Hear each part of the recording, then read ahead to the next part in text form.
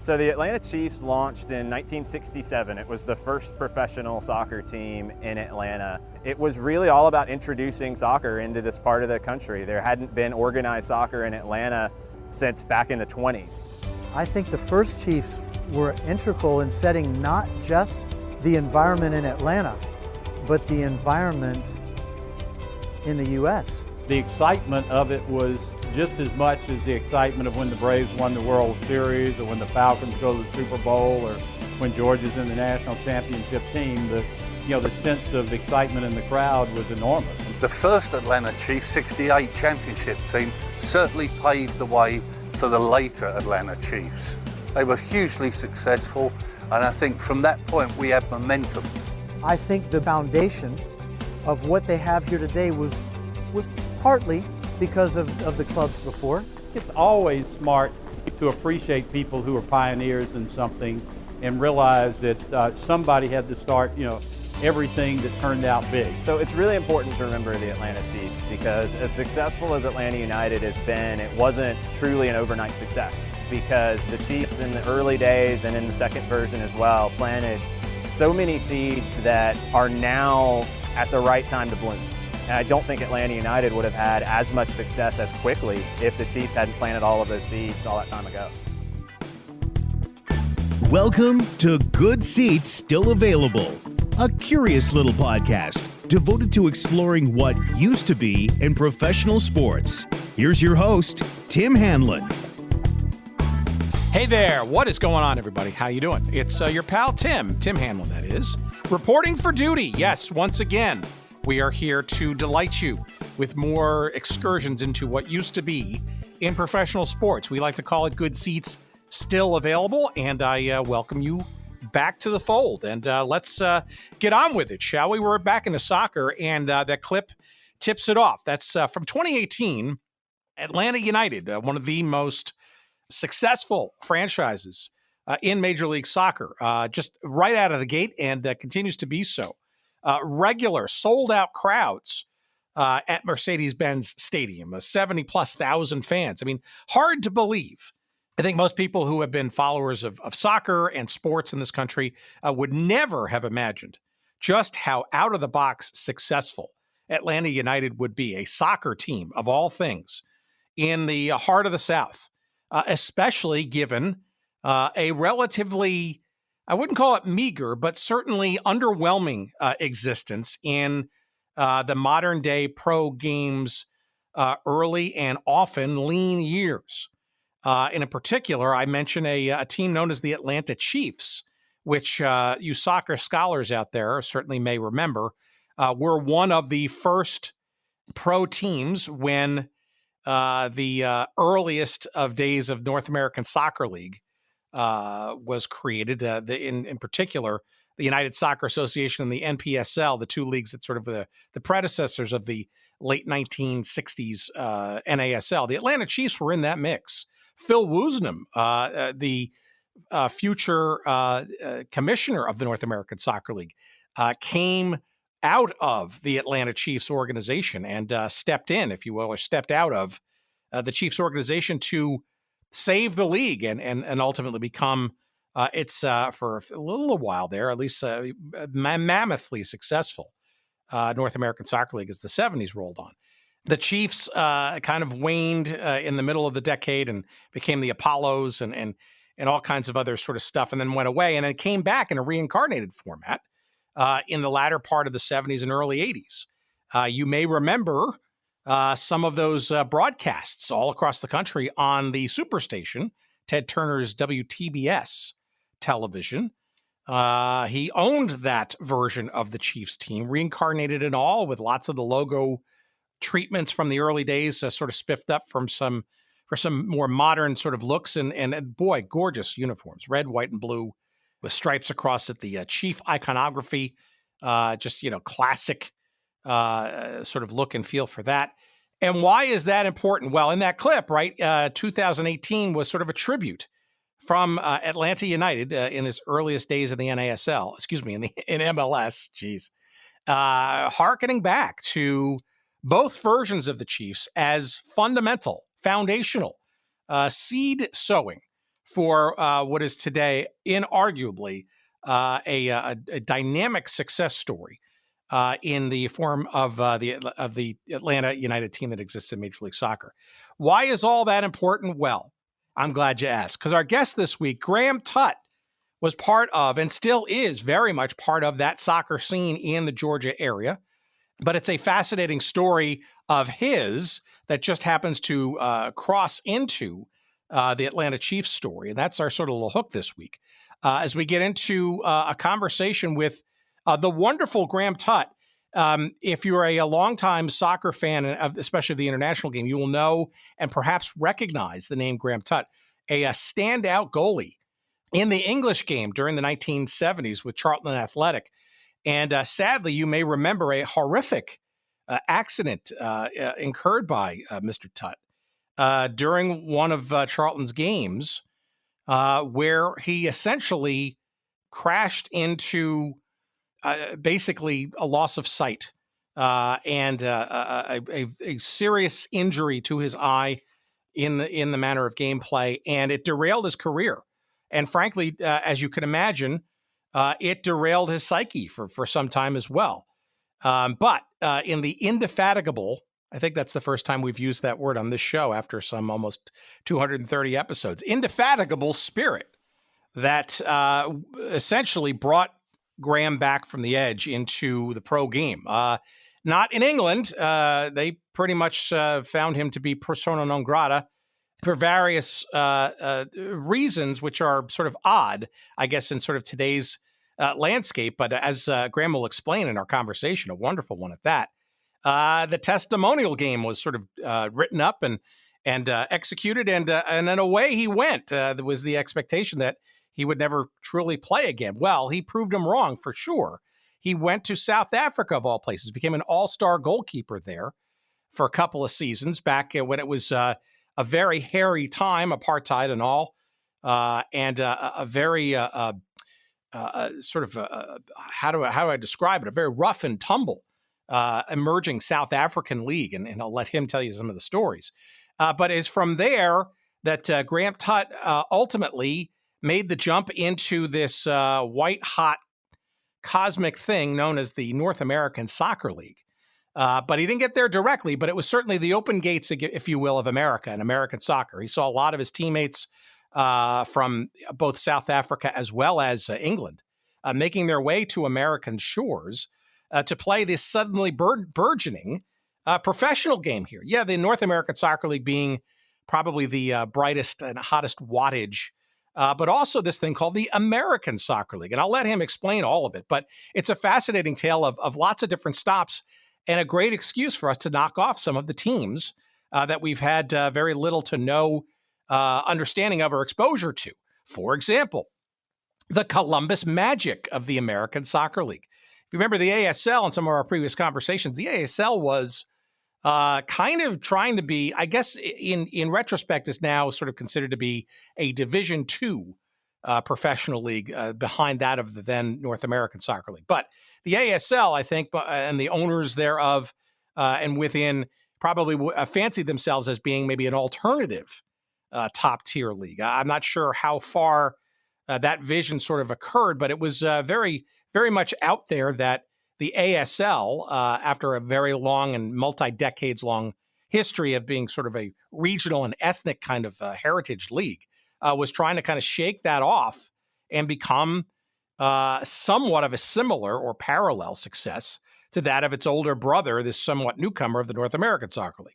Columbus Magic, if you remember, in the late 70s, early 80s, was a harbinger, frankly, of what now became, it was now arguably the Columbus Crew's success.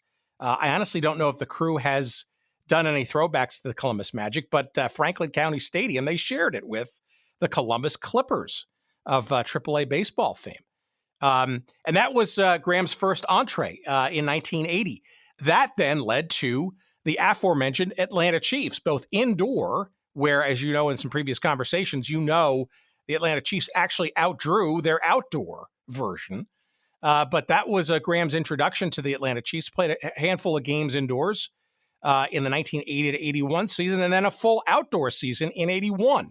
the last, sadly, of the reincarnated Atlanta Chiefs.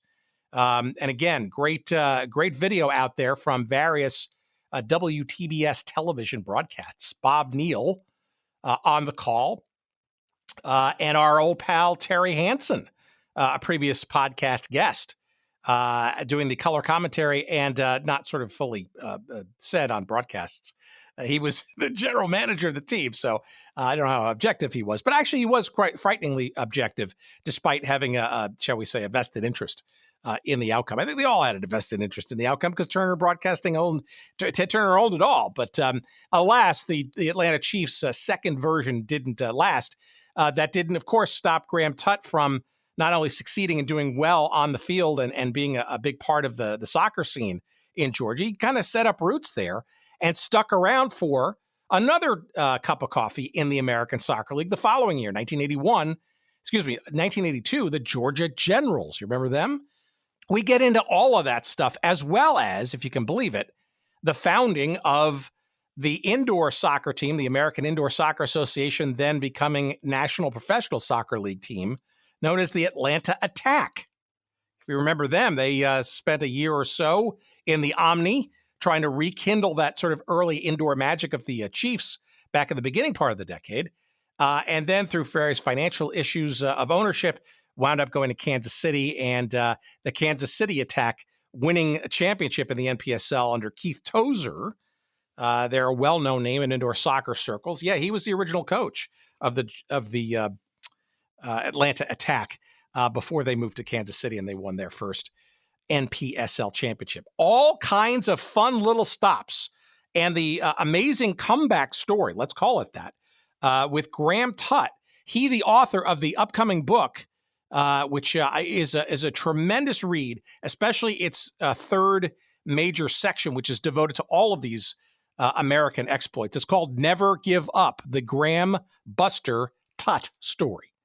It is co-written by his colleague, Matt Eastley, and it's all a great conversation. All coming up for you momentarily if you just stick around after this little brief promotional message.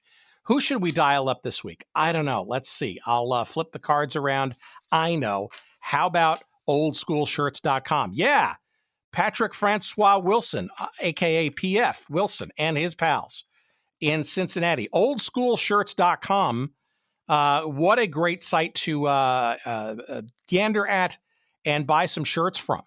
As you know, oldschoolshirts.com is just ripe with literally hundreds of different sort of shirt dynamics and examples from all kinds of stops in pop culture, radio stations, malls, restaurants, and of course, teams and leagues, especially those no longer with us, right down our avenue, shall we say, of interest. And we would not leave you hanging with an episode this week that talks about stops in Columbus, Ohio with the Columbus Magic. Yeah, there's a Columbus Magic shirt there for you. It's great. It's got the great gray color and the original Columbus Magic logo.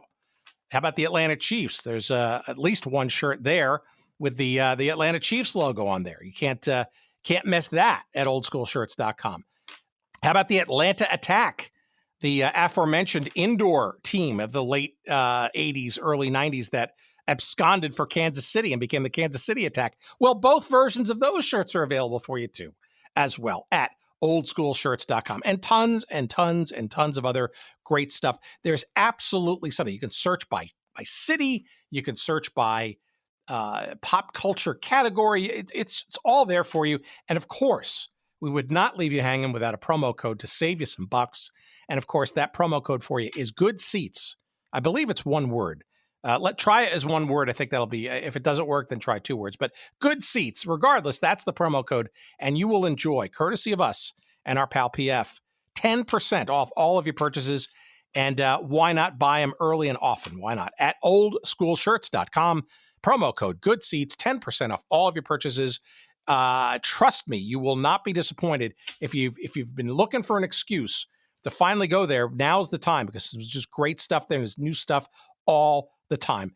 And we thank oldschoolshirts.com for their sponsorship, their continued sponsorship, their longtime sponsorship of this show. We appreciate it to no end. Okay, let us end that promotional messaging, shall we, and get into our wonderful conversation with our new friend, Graham Tutt. He, the author of Never Give Up, the Graham Buster Tutt Story. Let's talk all those different stops in the American Soccer League, in the NASL, in the American Indoor Soccer Association, and the National Professional Soccer League indoors. Let's talk about all of it. Here's our conversation with Graham that we had just a couple of days ago, actually. Please, as always, enjoy.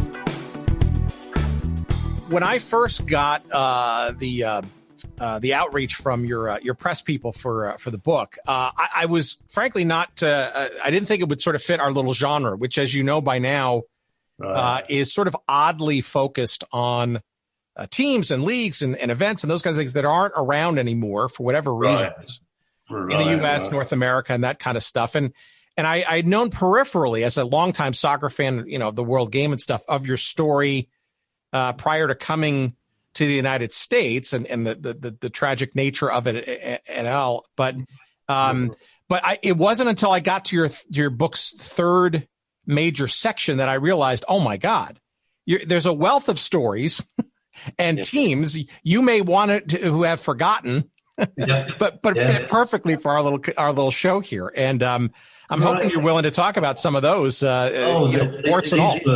These were crucial, I think, pioneering days with teams coming and going left and right, and good teams, good players. It was a chess game going on out there for a long time. Well, and look, we've talked to a lot of we don't have any favorites here in terms of sports. We try to go as wide and as broad as possible, right. But we certainly have a special love for the sort of the soccer ones, and it's largely because, as I found out after doing these for 4 years now, it's because my childhood sports hook back in the day was, wait for it, the New York Cosmos, right? And brilliant.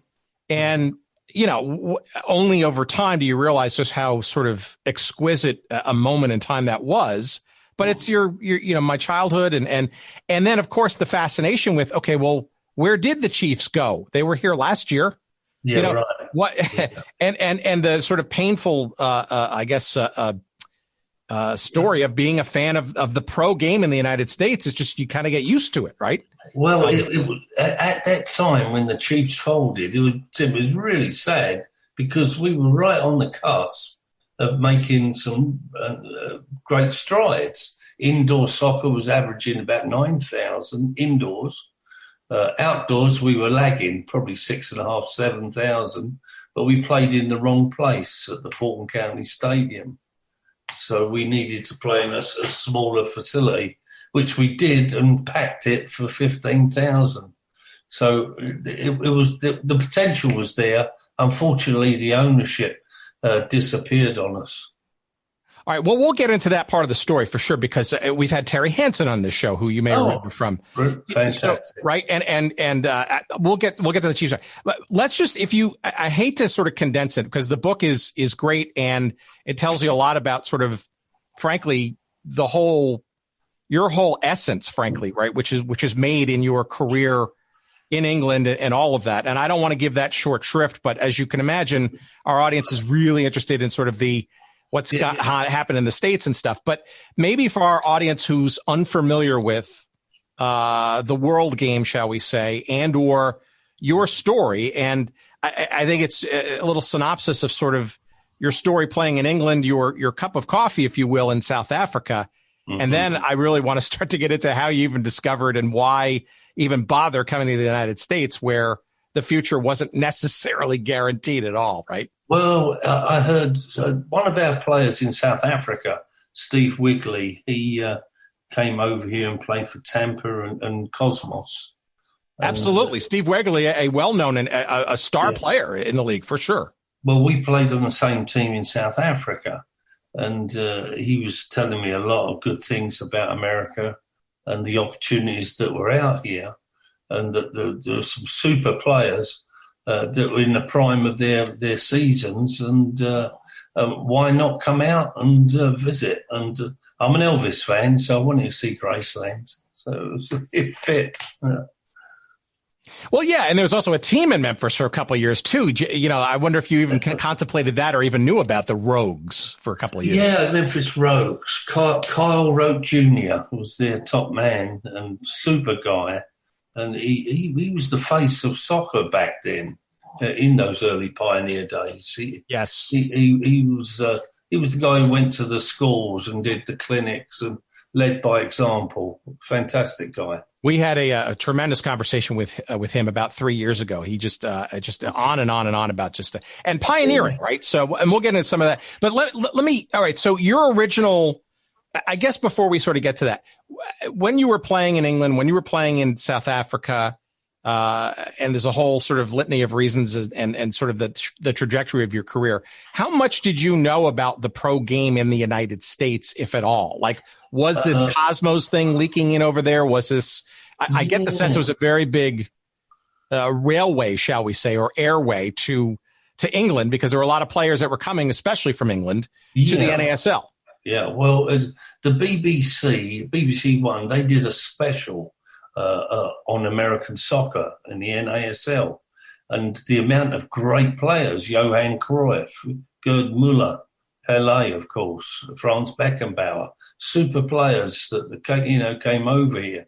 So the foundation was pretty strong and attractive for all players to come over and make more money in this country than probably in their homeland. So at the time, it made a lot of sense. Well, there was also a bit of fantasy attached to it too, I think. No? Yeah. It's magnificent stadiums, cheerleaders we'd never experienced before. We found that quite funny as players, and having cheerleaders at a game. But once again, the game was in transition, and they didn't know whether to have cheerleaders or not. And we had elephants kick off one game because the circus was in town. It was anything to entertain the kids.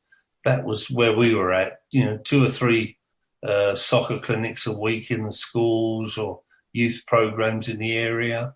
That's what I think is what's happened to the MLS today. They're basking in the early days, I think, of the pioneering NASL players, to be honest.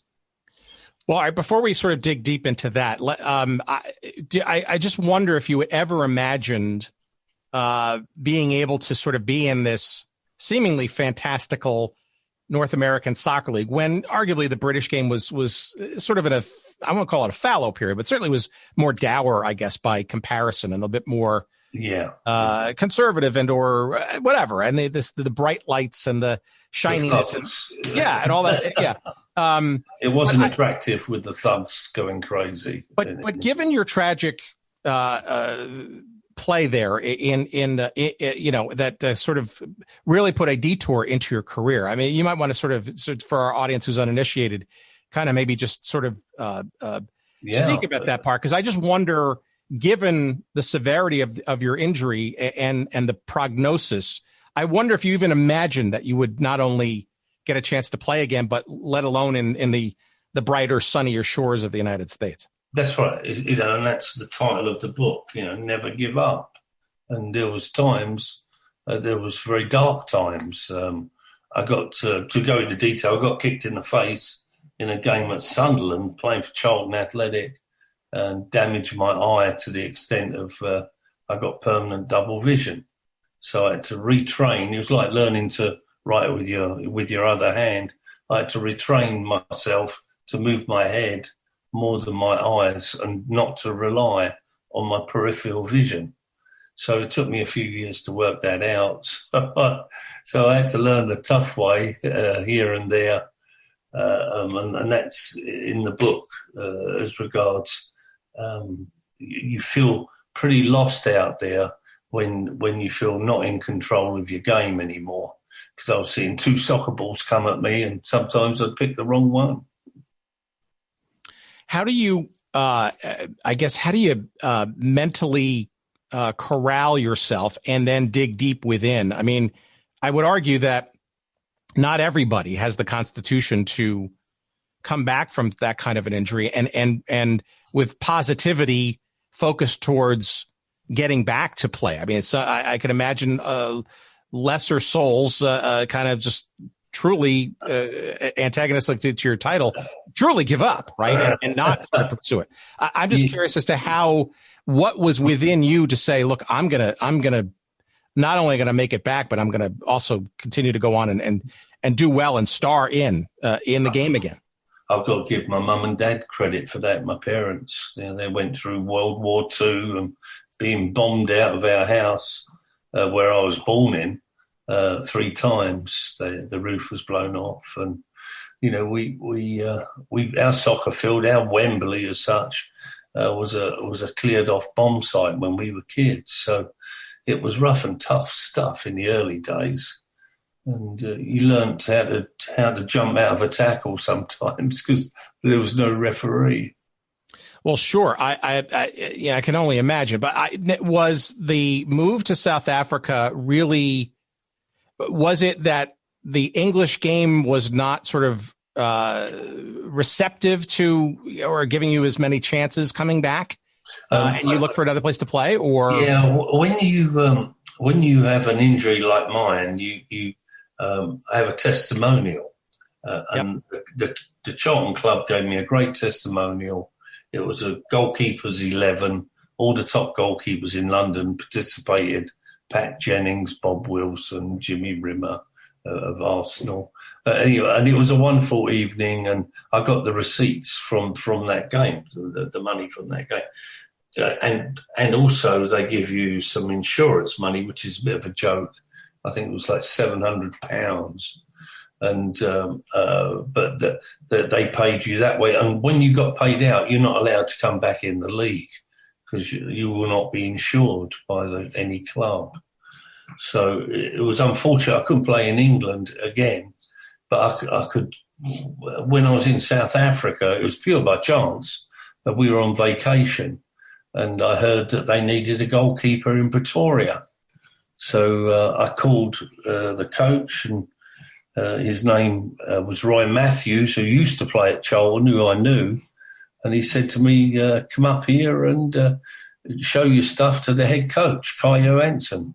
So 7 hours later, via Durban, I picked up some soccer cleats and my goalies shirt and some shorts and socks. So I thought I didn't even have the gear with me. And I tried out that evening for Arcadia Pepsi, or Arcadia Shepherds, later to become Arcadia Pepsi, one of the best clubs in South Africa. And so I was very fortunate the first year to get through the season, because I was trying to recover from the eye injury and experimenting on how I should posture myself and also see the ball. So I went through a frustrating period, and you'll get to understand that, regarding close one eye, try and focus with both eyes, but move your head like a Wimbledon spectator, looking back and forth that way. It was a trial and error period, and I played a lot of ping pong, tennis, a racquetball to try and motivate the muscles of my eye that was severely bruised. Interesting. It sounds a little hauntingly like a bit of the story of Gordon Banks a bit too. Coming to the NASL eventually too, and sort of lighten it up for a while. I vividly remember just superb games played by him, but overcoming a really, again, for lesser mortals, right? Right. Very discouraging to the end of. In fact, Gordon Banks inspired me, Tim, because he was playing totally blind in one eye. He went through a windshield of his car in a car wreck, and that inspired me. If Gordon can do it, I can do it. And I had the pleasure of interviewing him here in Atlanta once, and he's such a modest guy, such a fantastic person. You just want everybody to shake the man's hand, and a little bit of him rubs off on you. He's a wonderful person. So when you made the jump to South Africa, I mean, it's a big cultural change, although there's obviously a long-standing sort of British, at least historical connection there. What was the league play like there? You describe it pretty vividly in your book, and not all hugely positive. They were going through a transition of the season before was a white league, and then they had a black league, separate leagues, and then all of a sudden they were kicked out of FIFA, and they had apartheid problems. So they figured that one of the quickest ways to try and get back in FIFA was to have a mixed league. So straight away they had a multiracial league, and that was the season I arrived there. So we were one of the first teams to play in Soweto. And that was hair-raising stuff, because the referee usually was leaning to one side, not ours.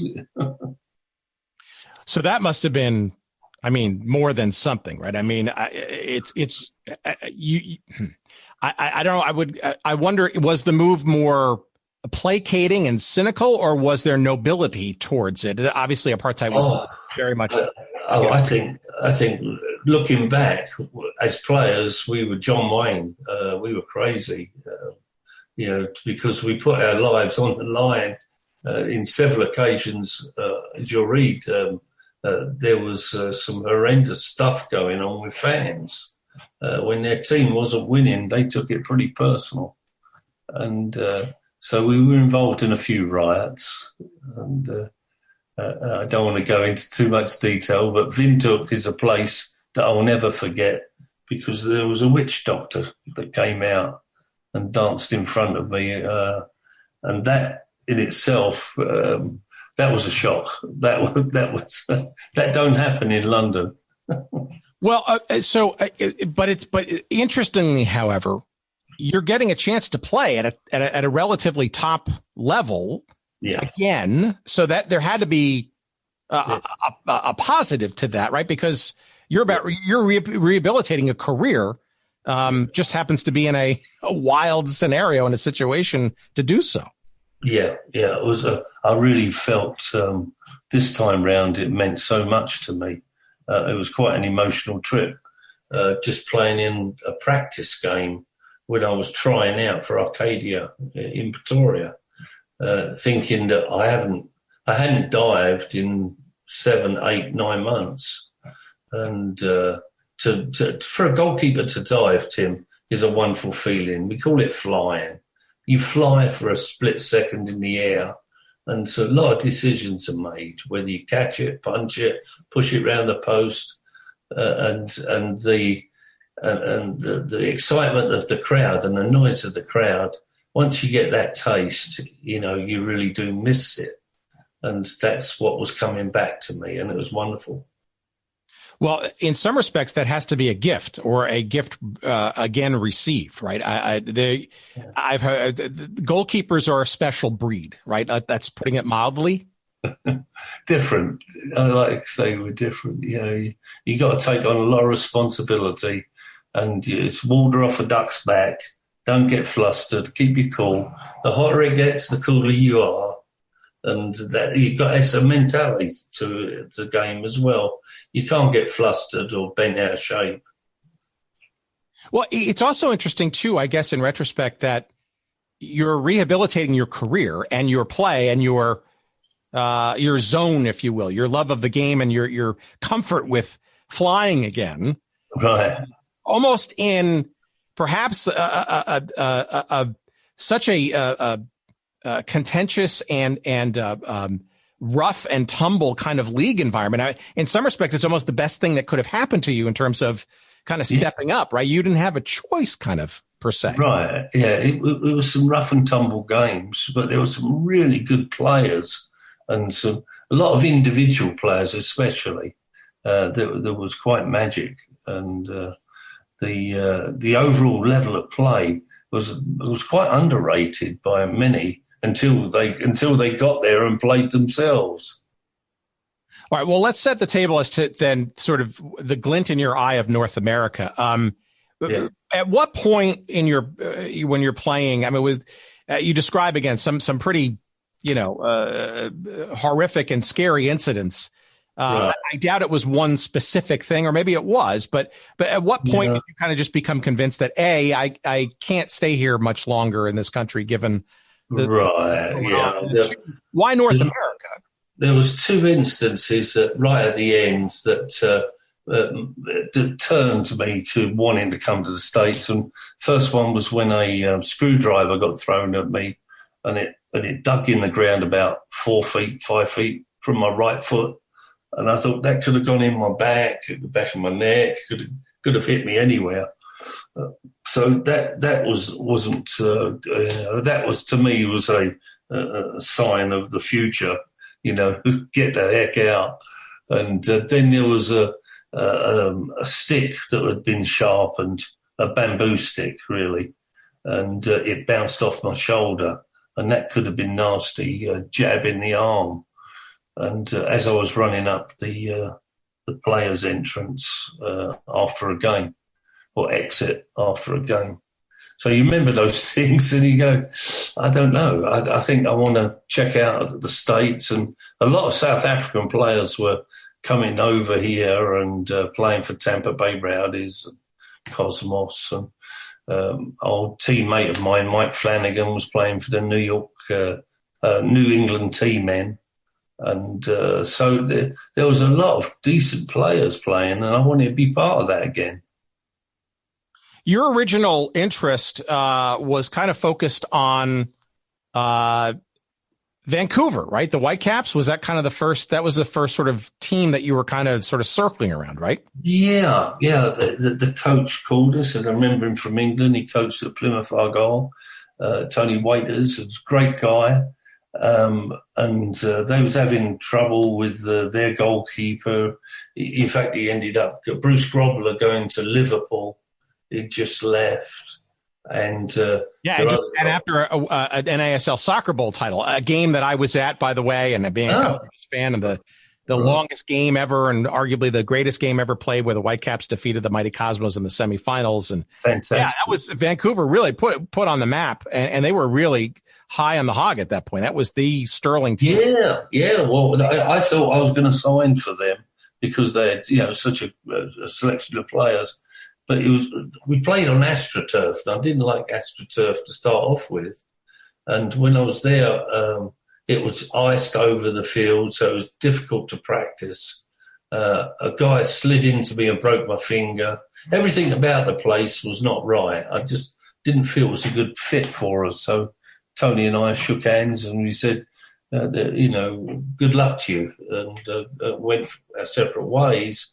And then Columbus came in for us through recommendation by Keith Peacock, my Charlton Athletic skipper. He'd been there for 20 years, Keith, as a player, and came out one season and played for the Columbus Magic with Paul Taylor, who's the head coach. And Keith recommended me to Paul Taylor, and next thing I know, I'm flying out to Columbus, Ohio. All right, so let's let a couple of questions there. So number one, I think even people of the fans of today's Columbus Crew, and yes, the crew name is back, I guess after popular revolt after it almost being taken away. I almost forget that this team for a couple of years in the American Soccer League, I guess. So I guess number one, did you even know of this American Soccer League? It was ASL, but not the ASL, right?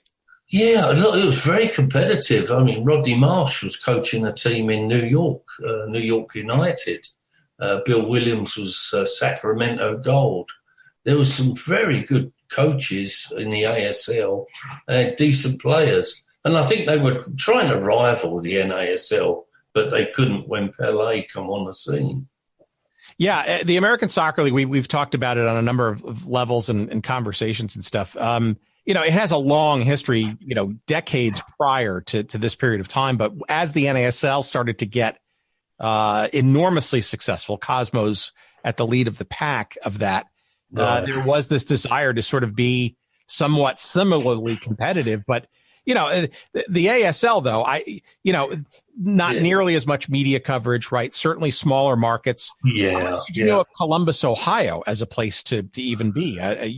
You said you hated artificial turf. Well, you didn't improve your lot there. Well, believe it or not, it's a little bit thicker. Columbus Clippers played on thicker astroturf by a quarter of an inch.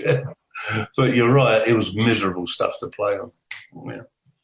What was the Magic like? I remember them being actually one of the more standout clubs in the ASL. Yeah, they seem to be better supported than most clubs in the American Soccer League. And I just wonder what your time was like there, what the fans were like there, and how much of a big deal it was in Columbus. I think, frankly, most people don't recognize. I think Columbus has really, even kind of since then, really kind of become truly major league, not only in soccer, but with the hockey team and stuff. And obviously Ohio State college sports and stuff. Yeah, it really wasn't a professional place aside from a couple of minor league teams, including the Clippers.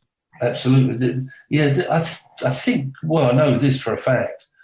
Paul Taylor, the coach, loved for us to do community appearances. So we were booked 2-3 appearances a week, and we were doing overtime on that. And it showed at the gate. People started showing up, with your number on the back and cheering for you. So it taught me a lot about public relations, community relations, and reaching out to kids. And that's what a lot of the players did. And we had some great players in Columbus.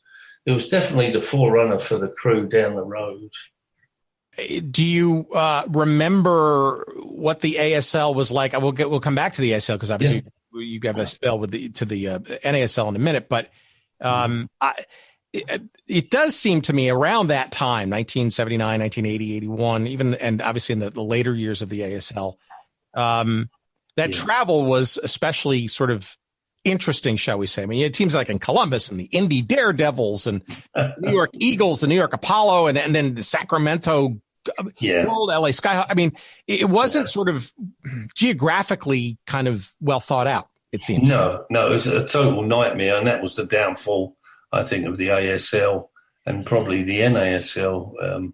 You got to have more regional games. We would go on a road trip and be gone 2.5 weeks, 3 weeks, and play about 6 games. And the home crowd forgot what you looked like. You was gone so long, and then we'd be home for 4 or 5 games, and off you go again for another 5-6 games or whatever. So it was not consistent. It wasn't like football is every Sunday or Friday and Monday night football. We were striving to just get a nudge ourselves into the market. Really, we were walking in somewhat blind, but experimenting on what was good for the fans. What were the crowds like relative to the Columbus Clippers minor league baseball team? We were. In fact, we had the chicken. Do you remember the chicken? The San Diego chicken, Ted Giannoulis. Yes, he came to one game, and we filled the stadium up. It was, I think, it was ridiculous, 14,000 and change. It was quite surprising, and so there were some good crowds. We had about 5,000 or 6,000 here and there. And I think it was closer to playoffs, you get 9,000. So numbers weren't bad. They were sporadic, though. That was the problem because of the league. They would say you're playing on Thursday, which was a bad night for kids, It's you got to have the weekends, and they weren't always available. And midweek games were killers. Parents didn't want to bring their kids out for that, and unfortunately they had to learn that lesson. It didn't seem to affect your game, though, because we sort of neglected that you were essentially an all-star in your South African days, and you were on the ASL's all-star ballots as well. So it seems like you were at least in your own zone, I guess, as a player. I wonder the hijinks around the turf, and I guess ultimately the ownership of the Columbus Magic didn't last past that one season that you were there. No, the Magic disappeared overnight, Tim, and it was sad. They were transferring ownership And the new owners, funny enough, were South Africans. And evidently they used the excuse of the soccer team as an investment to get money out of South Africa. And then they disappeared with the money. And nobody ever found them or seen them since.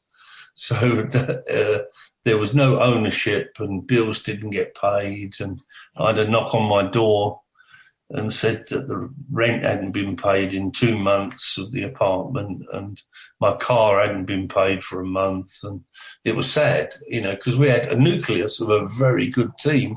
And we were developing a following. And I guess the fans must have been, I don't know. It seems to me that, again, I think of myself as a kid, right? You kind of believe in it, right? I remember writing away to teams back when I was a kid, and the Columbus Magic were frankly one of the only ASL teams that wrote me back. I got a great button that said, I believe in the Magic, bumper stickers and all that kind of stuff. But they came and went, right? I mean, the year before you arrived, right? You were in the Magic were in the finals. That's correct. I mean, you're building some kind of relationship with the community, and therefore to disappear all of a sudden. Yeah, we hadn't even finished our season. I think we was in the semi-finals, and financially we couldn't afford to go and play in the semis, so we had to forfeit the game, and that was embarrassing. It was horrid. So, the game was in trouble because everybody was trying their best, investors, overreaching with salaries and probably getting their ego too far in front of themselves and not realistic with the budget. And it's a shame. It's a shame. We had to, we were trying to run before we were walking, Well, yeah, and also trying to keep up with the NASL, which was itself starting to teeter towards too much and too fast and all of that. Yeah, but that said, though, you got that call, right? So explain to me then how you take lemons out of the situation in Columbus, and how do you find yourself going back to the NASL in the form of the Atlanta Chiefs? Well, fortunately, Bill Williams was a Sacramento Gold coach and in California. And I played against them a couple of times, and fortunately I had some good games against them. And he remembered me as well from South Africa. And he was his new position was assistant coach for the Atlanta Chiefs.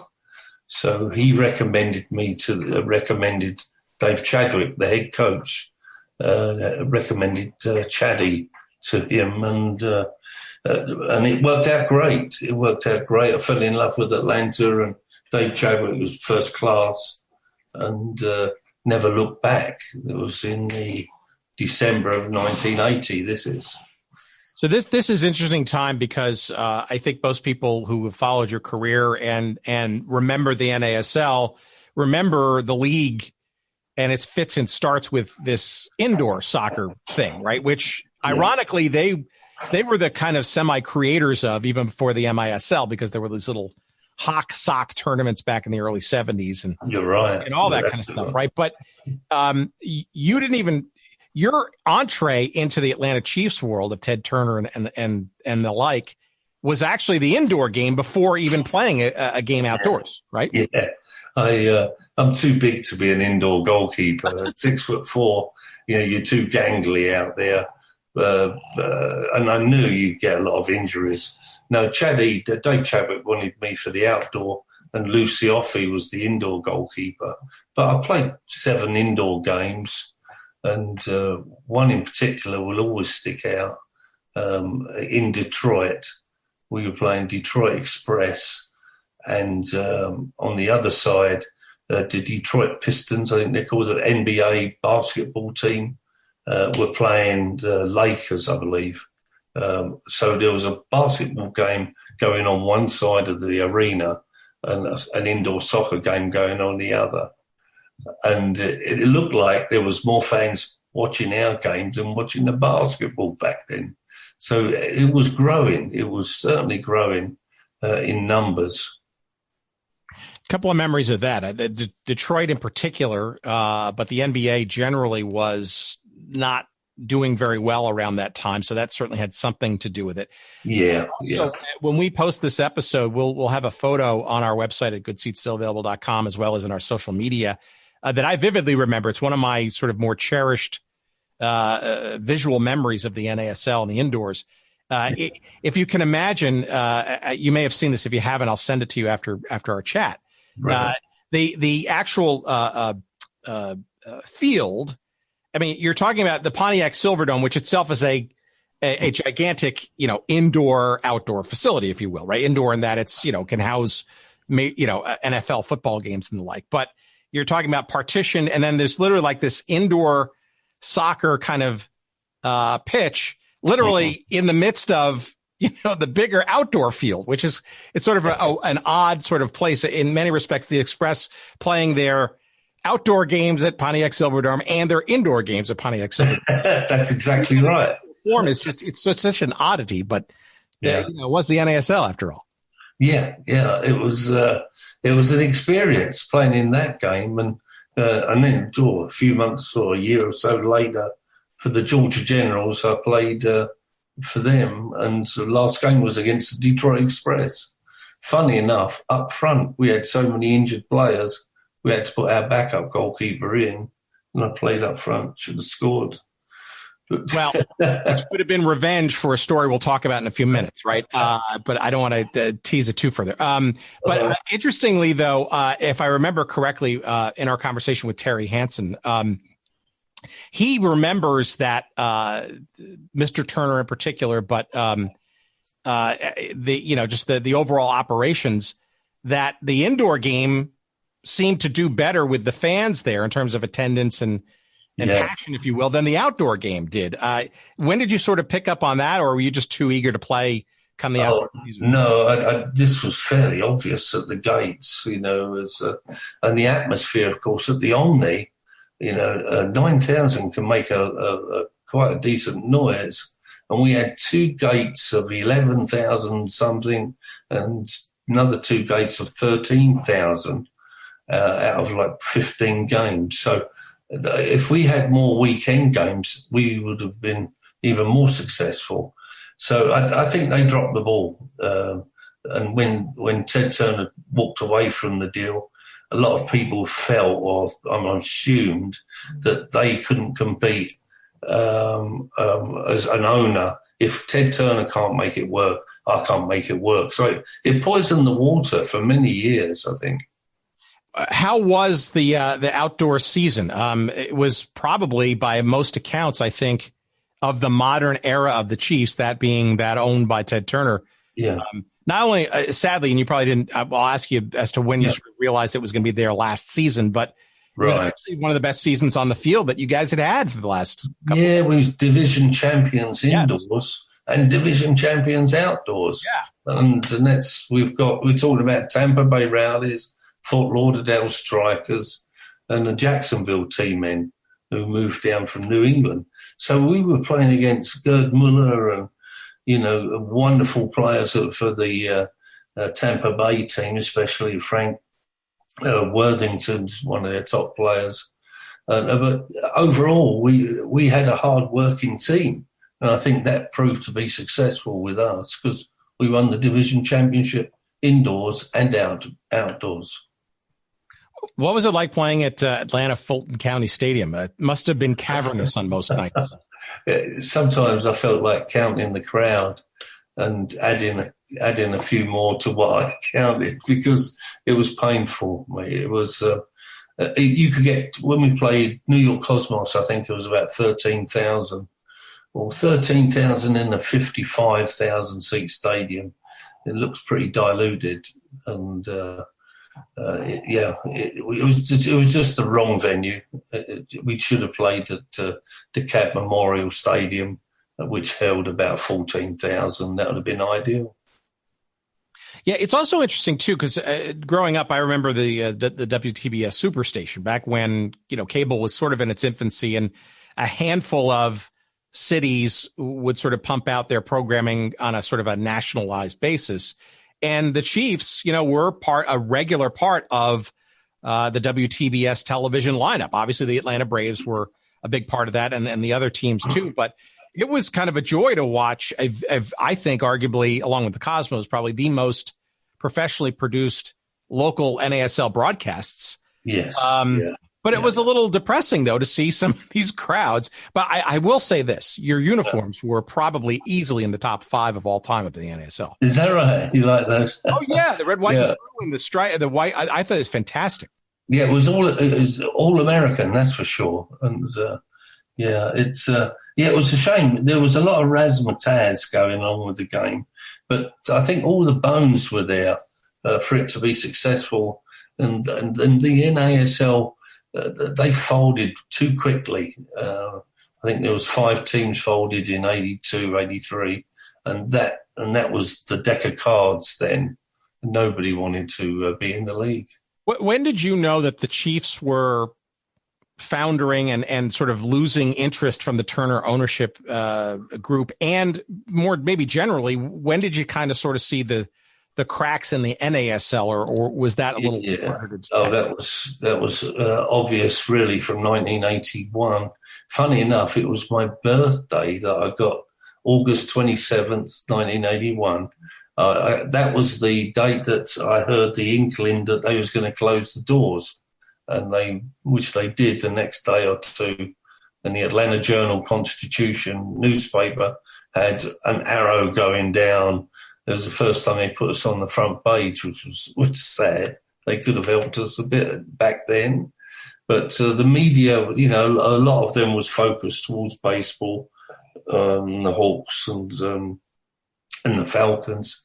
But we were outdrawing the Hawks basketball team and also the ice hockey team, the Flames, who then went off to Calgary. Ted Turner got rid of them first in 81, and then the soccer team as well.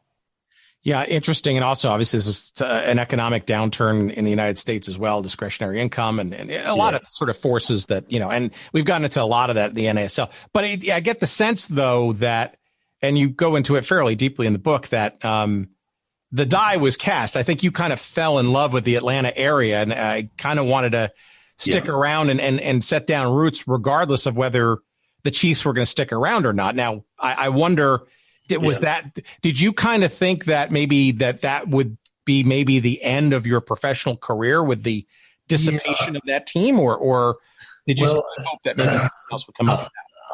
Tim, great question, mate. I fell in love with Atlanta area, especially the North Georgia mountains, and love fishing. So it was trout fishing up there, and it's God's heaven up there. I love the area. I'm an outdoorsy sort of chap, and so everything about this place was here for me. So I wanted to get a regular job and be a regular guy. And there's no such thing as a regular job or a regular guy, I found out. Well, I guess that's got to be tough, right? Because we've talked about this with various former players of all leagues and kind of sports and stuff, right? It's in many respects, it's when you're playing at a professional level for an extended period of time and having some level of success along the way, and then it's somehow, for whatever reason, either by choice or more often than not by your choice, it goes away. Yeah.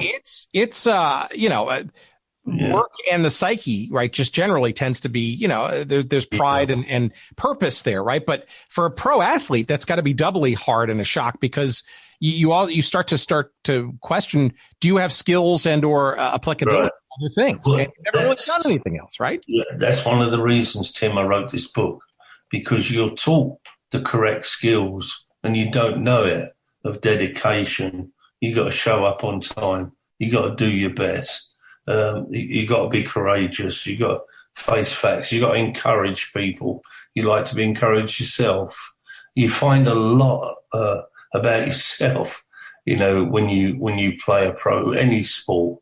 And I think these attributes are in us ex-players, but a lot of us forget that we've been taught these skills, and therefore it's a confidence issue.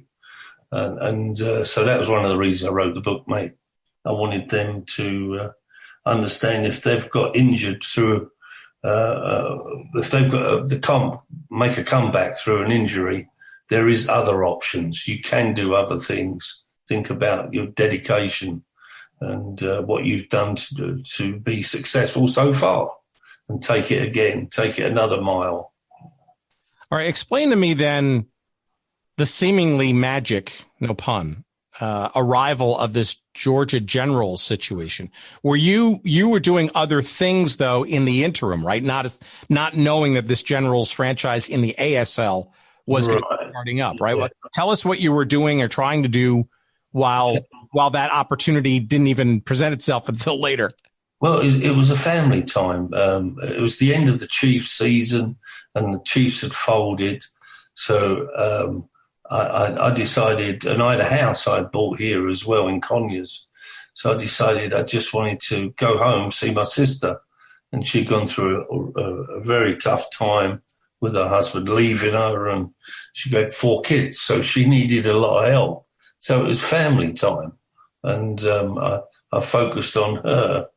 And while I was back, about 3-4 weeks later, I got a phone call from Dave Chadwick, my Chiefs coach, to say that the Georgia Generals was developing, and that would I like to be the goalkeeper, of which I was very grateful, because I was considering going to Japan and playing there, or going back to South Africa, or going somewhere in Europe, Austria.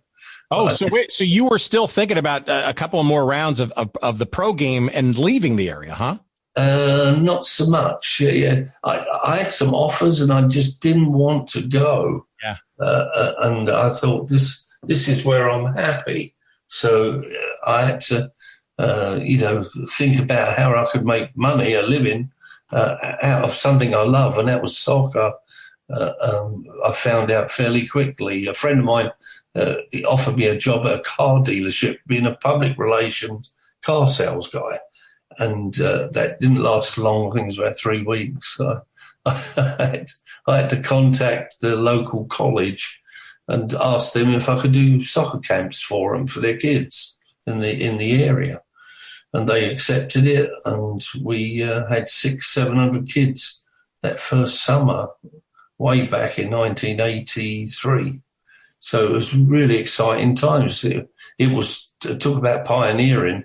They couldn't spell soccer back then. I got letters of thanks from so-called executives at the college, and they spelled soccer S-O-C-K-E-R. It was painful. Well, isn't that ironic, right? And there's some great photos of you floating around recently with the Atlanta United when they their cap to the Atlanta Chiefs in memory, which frankly is a big move on their part. We don't see that completely all across the MLS at all in terms of remembering the NASL, because people want to forget seemingly that supposed, blip in soccer history, which of course we want to right the wrongs of. But it's ironic, right? I mean, you've got to be taken aback when you go to a game today and just see sellout. Well, obviously pre and post pandemic, but I mean, could you ever imagine what Atlanta United fandom looks like, given the I knew it was going to happen, to be honest, Tim. I don't want to sound arrogant, but to be honest, I just felt that it was going to happen one day, and I just hoped that I would be alive to see it, because the game speaks for itself, and there were so many kids starting to play. So we just had to be patient and let the generations take their toll and, sway the game. Now there's executives who tune into all our games. It's terrific.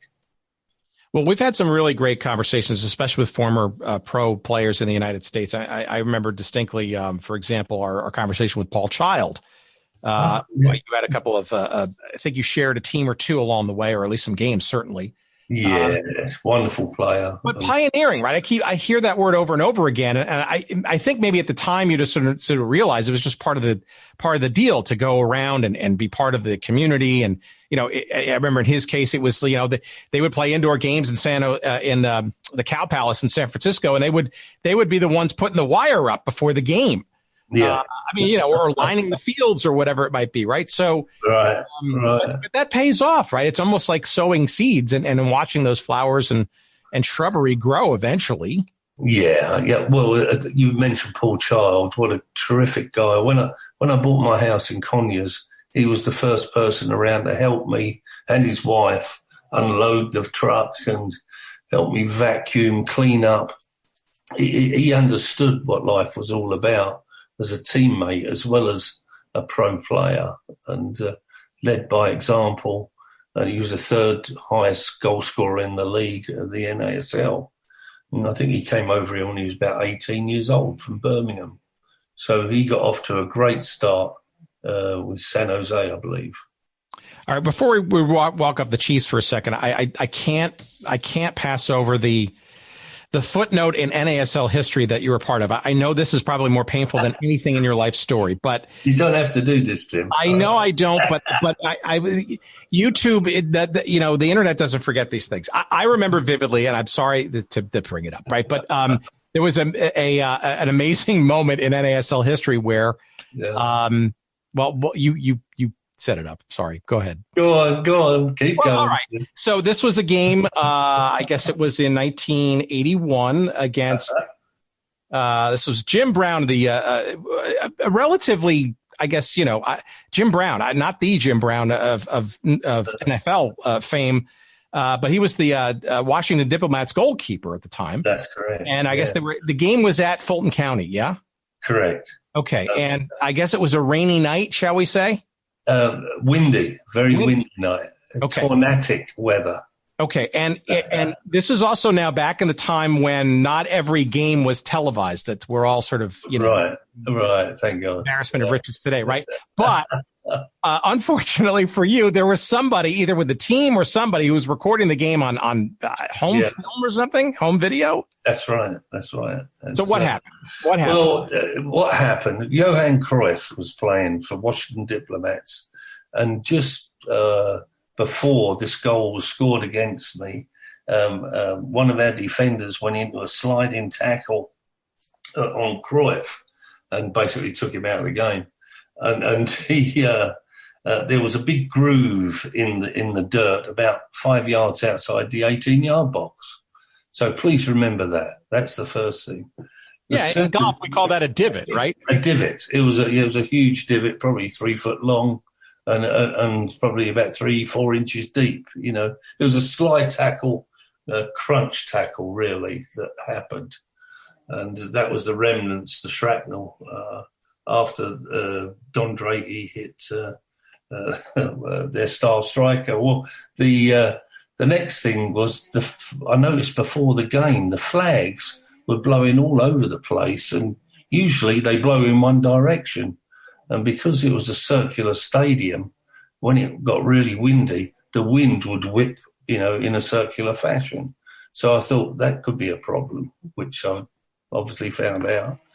And the last excuse is we played on a very small field. It was only 100 yards long, and we were used to 115, 120-yard fields.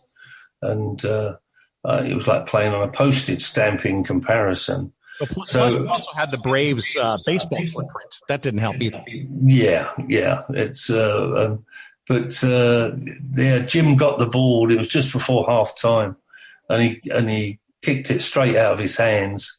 It hit this divot. Well, first of all, the wind did take it about 10 yards further than it would normally, and it bounced right on the divot and to my left-hand side went to the top corner, the top left-hand corner, of which I fell backwards on my rear in shock and in embarrassment more than anything else. But that was just before half-time, so that was a tough half-time team talk with the coach, and I blamed a sprinkler head, and Dave Chadwick said, we don't have a sprinkler system here at Fulton County Stadium. So my excuses couldn't even hold water, but that was our first game for the Atlanta Chiefs. Oh, that's... Yeah, but look, I mean, that's also sort of part of the lore and the legacy and stuff. And it is, we don't want to sort of belabor it, but it's also a kind of a microcosm, I think, of the NASL, right? If there was any league where that kind of stuff could happen and stuff, obviously a fluke, and you see that video, right? It's obvious that it's very wind aided and all that, right? The fun part, Tim, I made a small headline back in the newspaper in London, the Sun. It said, "Tutt Tutt, former Charlton goalkeeper gets scored against by a goalkeeper," and they showed the story. They wrote the story down as it was a good 7 inches in the column, and a photograph of me sitting on my rear, and my mum had cut the cutting out and sent it to me, and she wrote on the bottom, "This means you're not coming home for a few years, I take it." So, yeah, it's always nice to know when your mom's behind you, on your side. That's great. Yeah, it was a fun thing. I didn't mean to belabor it, but I'm obviously you mentioned it in the book. I thought it was fair game, and obviously you look upon it with a wink and a sly sense of humor about it too. It's funny, Tim. 20,000 people have told me that story, that they were at the game, right? And there was 11,000 people there. You know that exactly right. All right, before we let you go, I can't let the indoor soccer part of your life, but which is in some respects even maybe still alive. You obviously stayed around in the Atlanta, Georgia area. There's a great photo on your website and in the book of you with your Graham Tutt soccer camps converted ambulance, which is just terrific. I mean, talk about pioneering and grassroots and stuff. Yeah.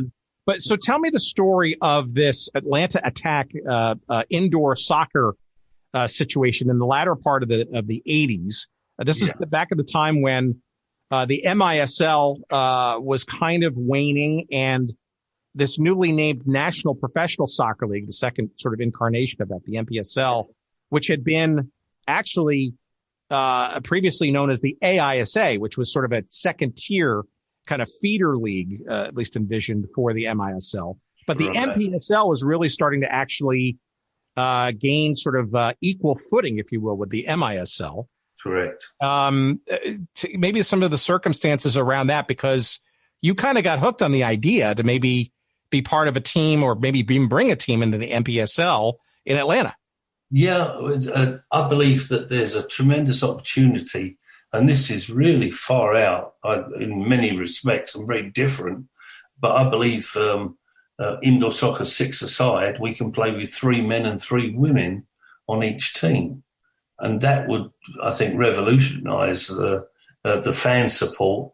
It would embrace mum and dad and son and daughter to want to come to the games. And there's definitely rules to protect the females, for sure. You're not over-aggressive play. And you don't want to sound like, the entertaining WWF or whatever wrestling organisation. We don't want to go that route. But it's just common sense of protecting, no intimidation for female players, tackles from behind or anything that's out of order. So the females are protected. That's the most important thing. And with 3 men and 3 women on the arena floor would be very interesting, especially when a female scores against a male goalkeeper. That would be historic in itself.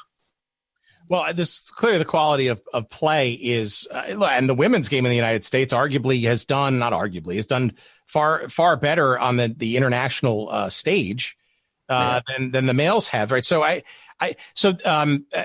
I want to talk about the Atlanta Attack in a minute, but fast forwarding to this idea, this is not a new idea. It just hasn't sort of really taken hold. We've had conversations about this approach, a co-ed approach for volleyball, this thing called the International Volleyball Association in the late 70s. Will Chamberlain was part of that.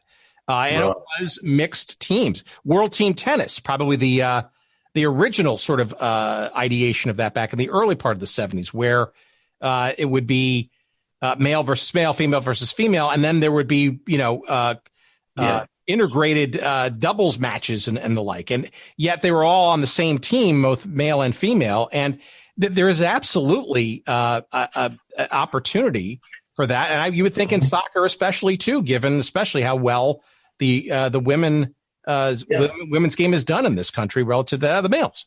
Yeah, I'm glad you see it, Tim, because I just think it's embracing the whole family, and well, that's what we're all about. We want to entertain.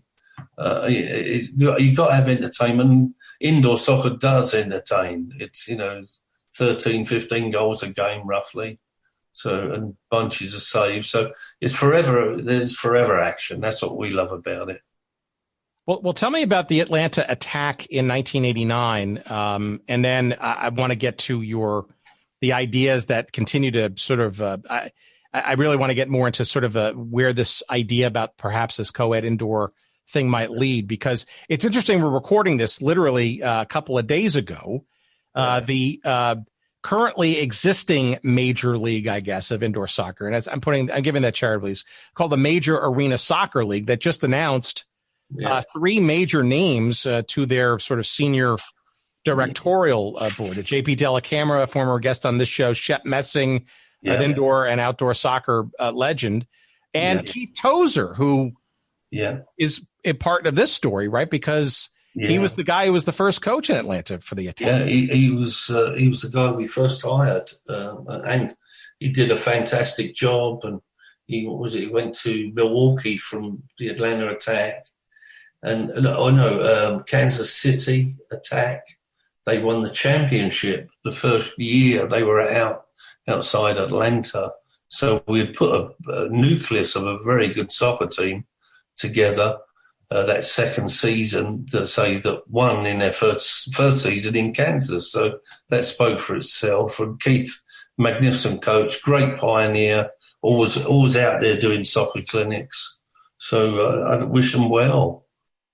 What was the situation with the attack? I know it was an interesting time for you personally as well. It only lasted a season though before it went to Kansas City. In a nutshell, was you were playing in the Omni? Was it a harder sell this time around, or? Yeah, well, it was 2 seasons they scraped by. But it was difficult. It was really difficult, mainly because USA went to war with Iraq in one of our games. It was on a Wednesday night, never forget it. And everybody stayed at home because they wanted to watch the TV, CNN, to find out if the US had declared war or not. So there was no interest in an indoor soccer match that night. I counted 52 people in the stand. It was heartbreaking. But we could have done well if the signs were for us instead of against us, as regards the economy was not good. Going to the war obviously hurt. And I think there was a lack of marketing and promotion dollars as well. That was definitely hurting the team. You've got to compete with the Braves, the Hawks and Falcons, so you've got to spend some advertising money and do some trades. And we unfortunately couldn't get up to that level. Well, and then the indoor game kind of, struggled a bit. You have to give the MPSL credit. Then it changed its name later on to the MISL again, and it kind of limped along, I would say. And I think, as the outdoor game has really kind of taken off again, Mark Cuban has got this thing called Pro Futsal, which I know Keith Tozer's been involved with as well, which is, without the dasher boards, and is a much more finesse game and more skillful game, but arguably not as exciting, I guess, as maybe the Americanized version of the indoor game. So you're right. You call your idea action indoor soccer. Yes. How much? And I know this was sort of is almost an homage to one of your colleagues and friends who you were part of the attack experience with. How alive is that idea still? And do you think?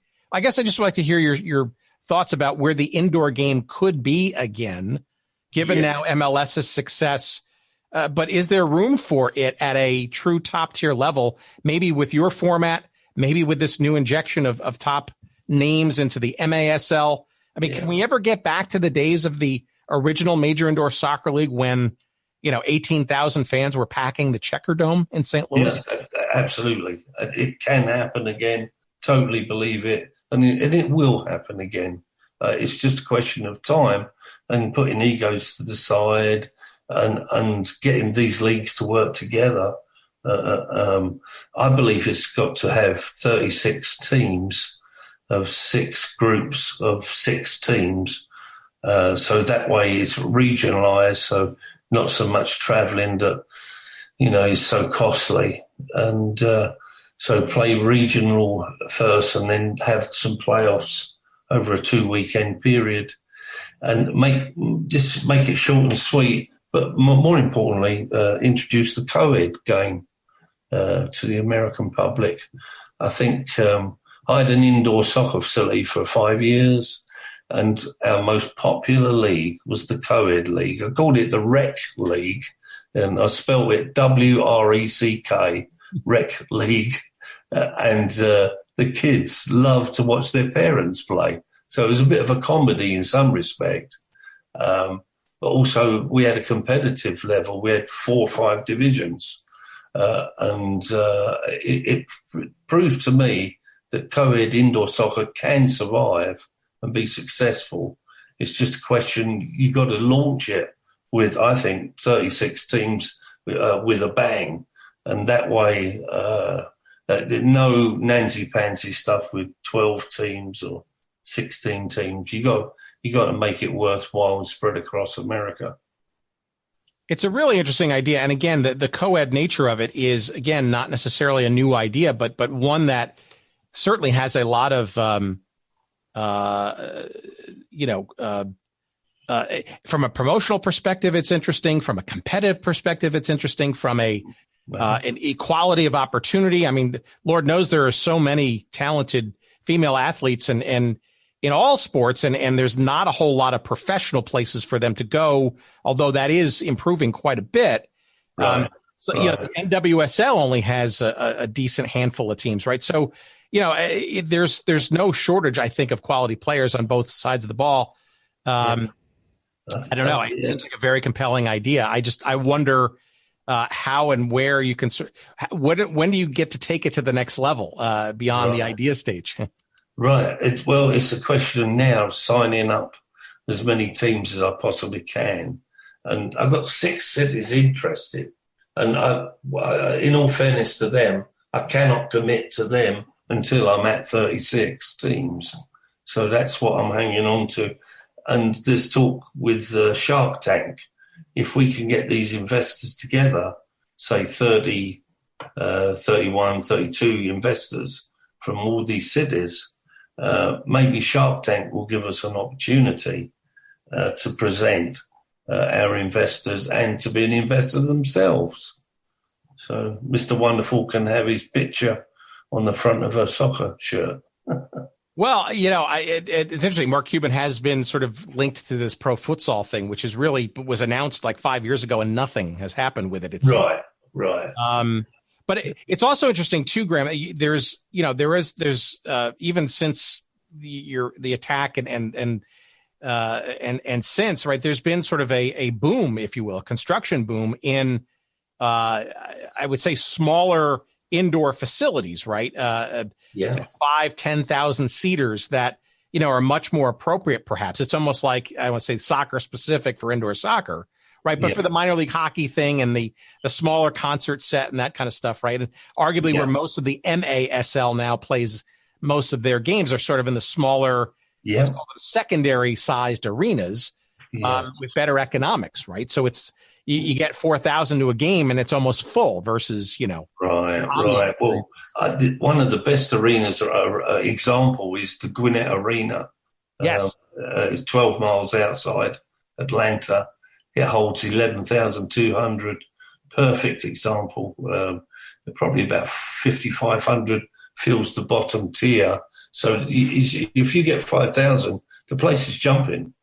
All right. Well, let's wrap up with a pretty obvious question. I sort of hinted at it earlier. I really want to hear your thoughts. It's good. It's great to hear, pioneers like yourself. And I consider players in the old ASL, the old NASL, the NPSL, the AISA. You are all pioneers, right? Because, Major League Soccer, okay, 30 teams, 32 teams. I mean, I don't know. Maybe it's we'll see, right? But I mean, you have to give them credit for hanging around for so long, losing so much money. But soccer-specific stadiums and the television. I mean, there's a lot of stuff off the backs of your guys' work, right? That without that, and I'm heartened to see an Atlanta United tipping their caps to you guys as the former Atlanta Chiefs.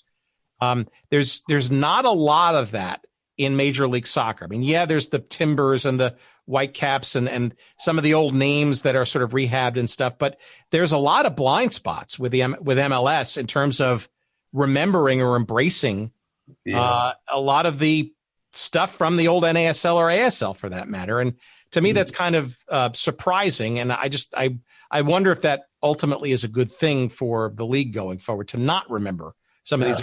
I think they're doing the best they can. And a lot of people talk about the game back then to younger kids.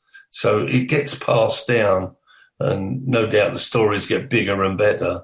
But the thing is, what was done in the 70s was magnificent from so many. And of course, we saw the benefit, especially in the last 5 years or so.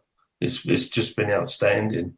We just like to keep it rolling now, guys. Keep the ball rolling. All right, what do you think the future is then for the outdoor and the indoor game in this country? We're recording this the night after a breakout game for the United States national team against Mexico in this.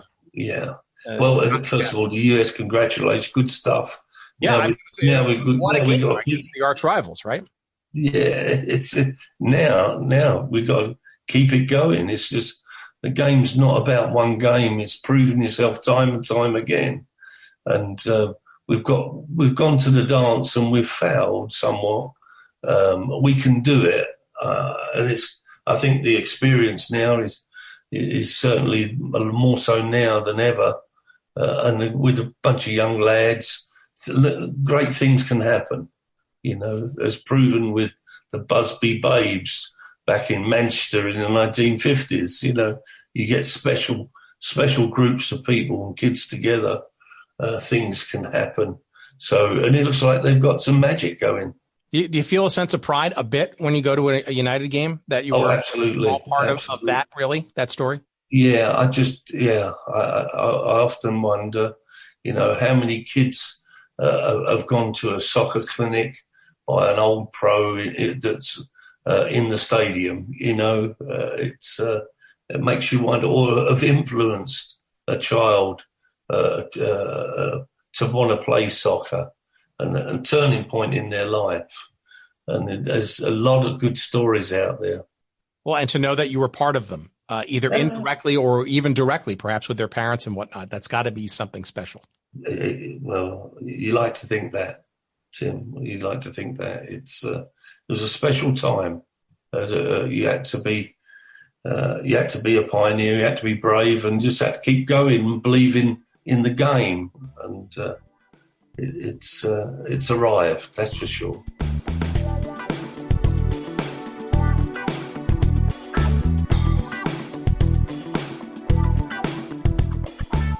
All right, there it is. A nicer guy you will not find. Mr. Tutt is, and a book that is wonderful to read.